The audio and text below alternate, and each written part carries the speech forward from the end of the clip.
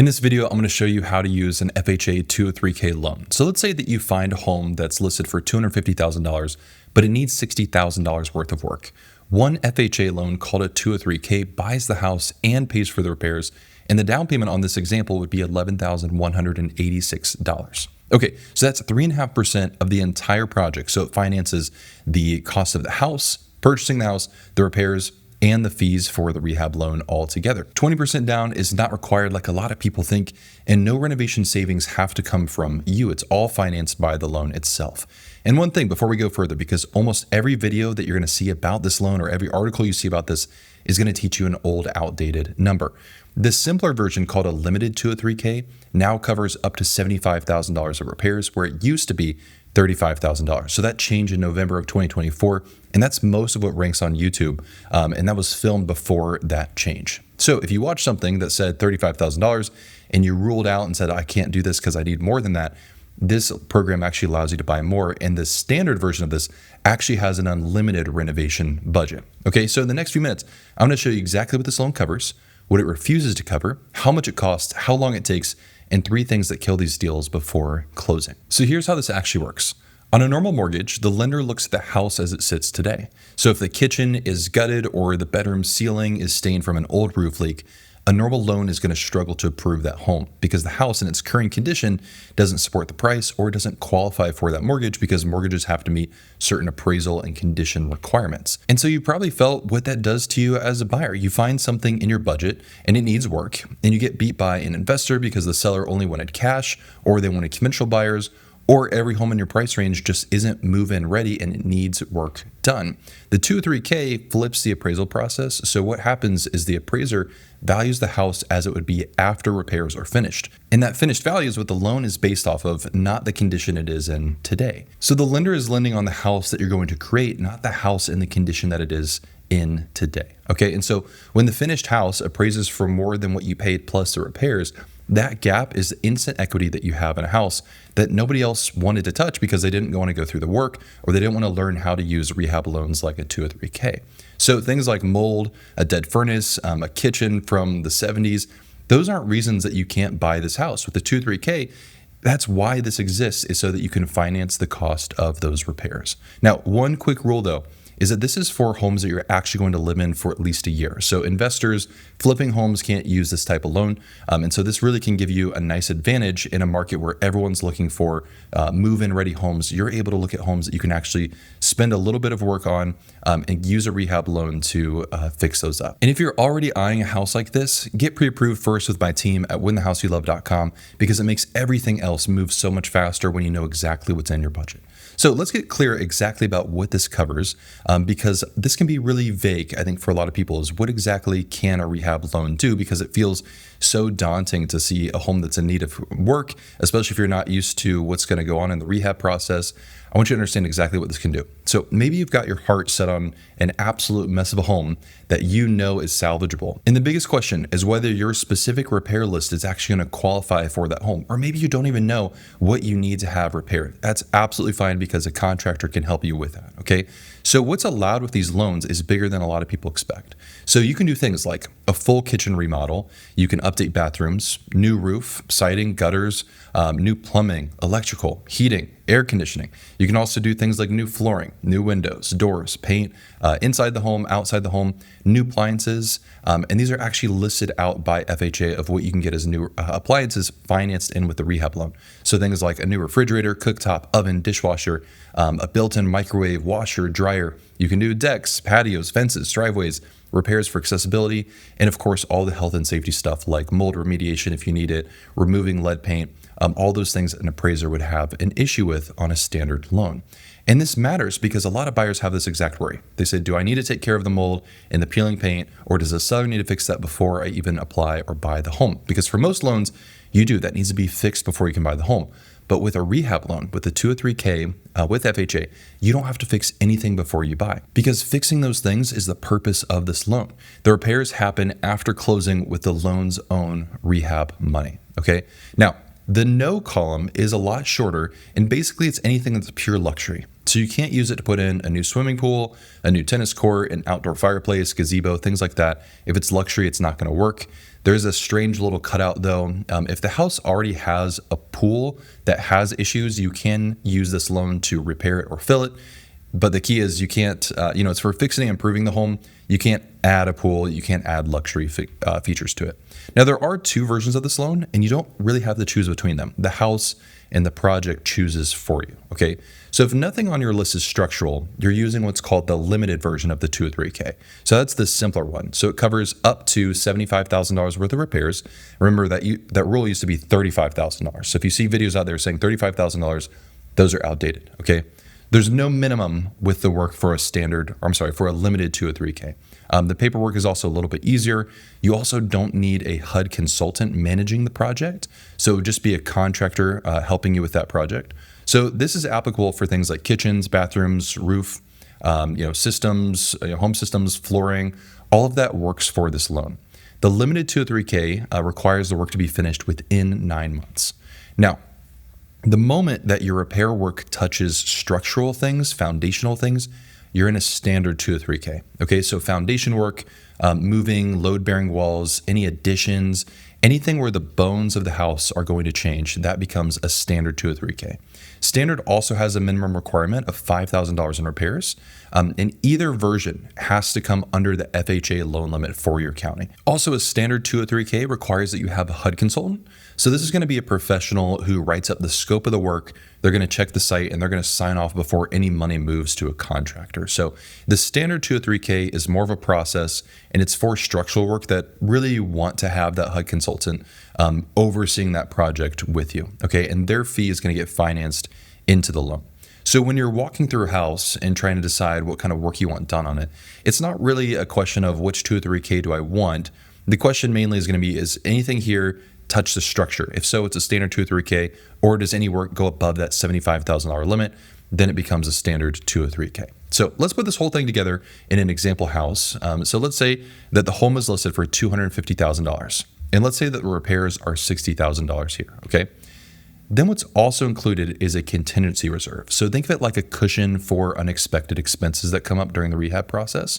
So on a simpler version, it's your lender's call whether to set one up. On a standard, it's required, especially once the home is 30 years old or older. So 10 to 20% of the repair budget is going to be included as a cushion.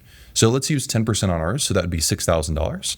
Then the fees that get financed with the renovation loan. So this would be things like inspections for each draw that happens. HUD is going to cap those at $375 per inspection. You also have permits that are going to be needed, title updates, and then also the lender's renovation fee, which FHA caps at the greater of $350 or 1.5% of the renovation total. So let's estimate that all at $3,600 on this project. And if your house pushes you into the standard version, the consultant fee also gets financed in there too, and that's going to be roughly around $1,200. So if we add up the renovation side, that would be $69,000 sitting in an escrow account for the renovation cost. So we add the house and the whole project now goes to $319,600. So that's the number that the loan gets built off of. So FHA will require 3.5% down on that. So the loan is 96.5%. So your base loan is $308,414. Then FHA is going to add an upfront mortgage insurance that all FHA loans have, which is 1.75% of that base loan. And that rolls into the balance. So that would be $5,397. So your total loan then is $313,811, which leaves you then with a down payment at $11,186. So that's the number from the start of this video, 3.5% of the whole project, the whole house, the repairs, all the fees together, every line is now in here. So you can buy that home, again, for $250,000, get $60,000 of rehab work, and the upfront cost would only be $11,186 to finance all of this, including that rehab work. So you're not buying the home and then figuring out how you're going to have to rehab it later. So everything else, meaning regular closing costs, work like any other FHA loan. So cash at closing or seller credits, those can't be financed into the loan, but the renovation fees can. Now, everything else, meaning regular closing costs, work like any other FHA loan. So your cash at closing is going to require your down payment plus closing costs, and you still can use seller credits. So the seller can help you pay down some of those closing costs if you negotiate that in your contract. Okay, now Closing costs can't be financed into the loan, but renovation-related fees can be financed into the loan. And if nothing goes wrong and your cushion, that contingency cushion, never gets touched, on the simpler version, it goes straight to your loan balance. So on that limited 203k, it can pay down your loan balance after the work wraps up. On a standard version, if you need to, you can use it for extra work that your lender signs off on, or just apply it to the principal balance of the mortgage. Now, it's the same FHA credit rules that you've heard before. So 580 credit is the floor for FHA. 620 is going to get you the better chance of getting approved. It's pretty tough to get approved for that in between 580 and 620. So that's 3.5% down on those loans, and expect the rate to run a little bit higher than a standard FHA loan. Okay, now this is the part of the process that I think a lot of people get confused by, is because the repair money is not going to be handed to you. At closing, that money for the repair goes into an escrow account, and then your contractor is going to get paid out of the account draw. So it's going to get paid in chunks as the work passes inspection, okay? So you don't get that money. It goes to a contractor. You have to hire a contractor to do the work here. So on the limited version, your contractor can get up to half the money up front for material and labor, but only if they can't float the job themselves or they're buying the material before the work starts. So the rest comes when the work is done and then it's inspected and then it's paid out to the contractor, okay? And if you don't know that going in, it can feel like a trap. You need the money to finish the work, but the money doesn't release until the work is done. And this is the draw schedule doing exactly what it's designed to do. It's protecting you from paying for work that never happens. But it means that your contractor has to be someone who can float materials and labor between draws. And I'm going to come back to this because it's one of the 3 deal killers for an FHA 203k.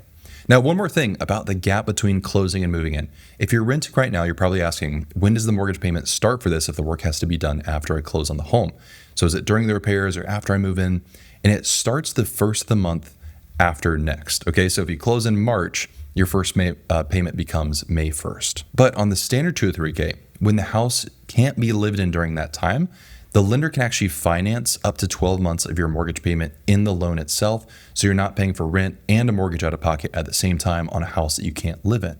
On the limited version, that simple version, the assumption is the opposite, that you'd actually be living in the home while that work is done, because usually the work is not that extensive on a limited 203k, and you can only be out of the home for up to 30 days. So that can also be a thing that decides whether you need the limited or the standard version, is whether you can live in the home there while it happens. Okay, so if you found a house and you want to know whether the numbers actually work on it, reach out to my team at winthehouseyoulove.com, and we can run this exact math with you on a real house. So how long does this whole thing take, offer to finished? Your offer gets accepted when you find that home that you love. Then 2 things have to happen before closing. One is that your contractor is going to walk the house and write a real bid for you. And then the appraiser is going to use that bid to value the home after those repairs would be finished. So they're going to give you 2 values: the home in its as-is condition before the repairs, and then the home in its after repair value after those repairs are finished. And then underwriting is going to approve you and the project together after that. Okay, so this chain is usually why a 203k closes in 45 to 60 days when a regular purchase can do it in about 30 days. So then what happens is you close on the home, the repair money lands in an escrow account, and then the work clock starts the moment the loan funds. So 9 months is the amount of time, the maximum amount of time that a limited 203k needs to finish, and then 12 months on a standard, with the draws and inspection happening inside that window. As the chunks of work finish, they get inspected, and then that money is distributed to your contractor. So most kitchen and bathroom projects, like with a limited 203k, finish well before the deadline, and then that longer window is just allowing you room for those bigger projects. Okay, now I want to show you 3 things that can kill FHA 203k deals. So this whole thing works when you have the right people working with you, and it can turn into a complete nightmare when someone on your team isn't up to speed with this. So here's who has to be up to speed. Number 1 is the lender. So being approved to do an FHA loan and actually running 203k projects are 2 entirely different things. A 203k needs a lender with a renovation department. So someone has to manage the escrow, order the draw inspections, handle the paperwork with a consultant. So some loan officers will happily take your application and learn on your deal, and you'll really feel it. You'll understand when that happens.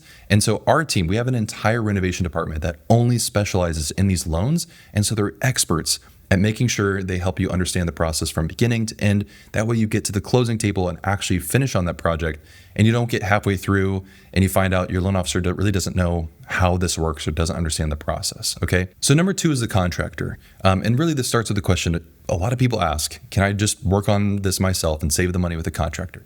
No, you have to plan on a contractor from day one. They need to be licensed and bonded wherever your local jurisdiction is. They need to be insured, willing to do the lender's paperwork, and able to work on a draw schedule instead of a big upfront deposit. So you need to ask early on to your contractor before you fall in love with the home and the bid and the work that you want to do. It's really helpful to ask, okay, have you done a rehab loan before, specifically a 203k? And are you okay getting paid in draws? Because not every contractor wants to be paid like that. And then if you have the standard version, your consultant is going to be the best contractor finder that you have. So you can ask them who they've actually finished projects with on rehab loans. And that can be a really great way to get a referral for a great contractor who has experience with a 203k process. Number 3 is the clock. So you saw the timeline. It's 45 to 60 days to close. Sometimes it's more just depending on the work that's needed. And so on a house that the seller could close in 30 days with a cash buyer, the seller has to be willing to wait for this loan to close, okay? So your agent should write the contract around the real timeline from day one, because blowing past a closing date that you never could have hit is how buyers lose earnest money on these. And so many times real estate agents want to get really aggressive and try to write a short contract to win the deal, but that is just not going to work because sellers get frustrated. You have to write a realistic timeline. And so 45 to 60 days to close one of these really is the best option for a 203k. Now, this loan is not for everybody. So if the total loan that you need to get is above your county's FHA loan limit, or you need to be moved in next month to a home, or the idea of managing the whole process or getting a contractor or the paperwork involved, if that just already feels stressful, then this just might not be the tool for you. And walking away from this and going with a home that is, move-in ready might be best for your situation. But if the only houses in your budget are the ones that need work, this is the loan that really can make it feel like nothing in my price range is livable, to actually having a home that you're proud of and excited about because you get to be involved in what the home is going to look like at the end. It gets you in a house that you never could have afforded if it was already fixed up. So the ugly house in your list stops being the one that you scroll past and can be one that you actually say, actually have a vision for what this could look like. And this is absolutely doable with a 203k. Now, one thing I left out on purpose in this video is all of the requirements for an FHA loan. The 203k adds the renovation layer, but before any of it happens, your underwriter has to approve you for the FHA loan itself. So your credit score, your income, your debts, your mortgage insurance that you'll actually pay, those rules decide whether you qualify for a home like a $250,000 house in this example. So watch this video over here to learn all those details.